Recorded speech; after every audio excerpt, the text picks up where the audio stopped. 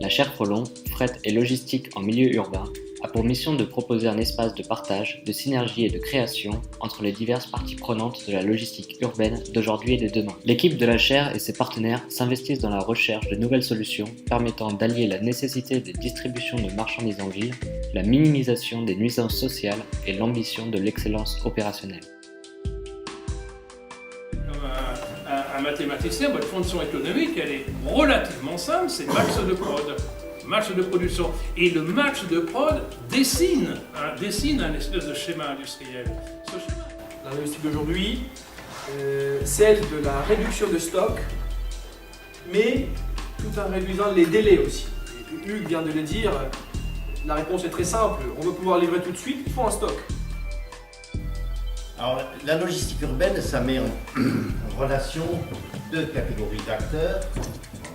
L'idée, c'est le secteur, ceux qui participent du secteur public et ceux qui participent du secteur privé. On voit cette construction de plateformes à l'extérieur de la commune de Toulouse, de la ressort de la commune, quasi exclusivement. Et donc ça crée bien sûr des temps de déplacement beaucoup plus importants. En fait, on sait qu'un des gros leviers demain dans cet univers-là sera l'arrivée ou pas du fret. Donc est-ce qu'on va vous livrer à domicile votre viande, vos yaourts, etc. Parce que évidemment les enjeux business sont hautement plus importants que le téléphone portable ou le t-shirt, parce qu'à priori vous avez plus souvent mangé qu'un t-shirt. Où on a ces problématiques. Alors les inconnus de ces transports. On n'a pas forcément de planification des transports avec ces sous-traitants. Et deux, on n'a pas forcément toute la traçabilité requise, ou en tout cas à temps.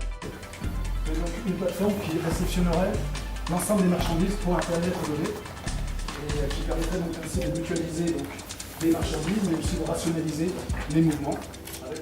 Réfléchissez bien à cette phrase, j'ai dit la perception, le raisonnement et l'action sont les fonctions fondamentales de la robotique et aussi celles de la vie.